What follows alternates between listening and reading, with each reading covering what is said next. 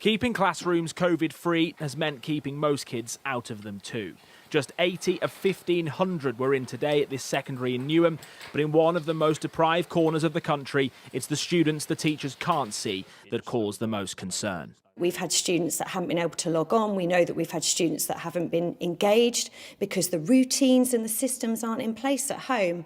So we've carried out home visits. We've been phoning every single day. In 1 week, we made 3,000 phone calls to parents and carers to get students online. They've managed to get 90% of their pupils here doing online lessons, but those who've mixed between home and school learning told us nothing beats being here. I could actually see my teacher right in front of me talking, showing me actually how it goes. Sometimes it can be difficult for the teacher to teach it online. So when we get back into school, I'm hoping to catch up on a lot. Do you think you've got quite a lot to catch up on? Yeah.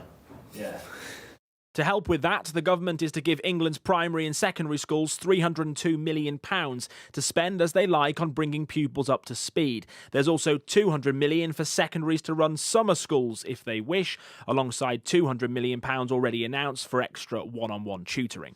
There's also some boxes there that you can fill in. In Sheffield, 13-year-old Alana has been learning from home for most of the last 12 months. And for her, it's not just her education she's missed out on.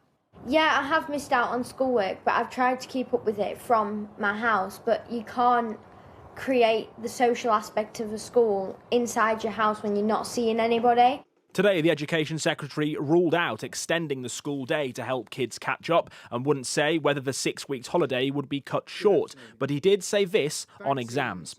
No child should have their prospects blighted by the pandemic, and I'm determined that this isn't going to happen. Tomorrow we'll be setting out the details on how grades will be awarded this summer. Can we assume that it's going to be full teacher assessment on exam results this year, no algorithms? And how will the appeal process work in that case? We're putting our trust in teachers. That's where the trust is going. There's going to be no algorithms whatsoever, but there'll be a very clear and robust appeals mechanism. Back in East London, the sports hall usually used to host exams will instead be a COVID testing centre for 1,500 students when they return on March the 8th, the first of many tests England's schools will face in the coming months.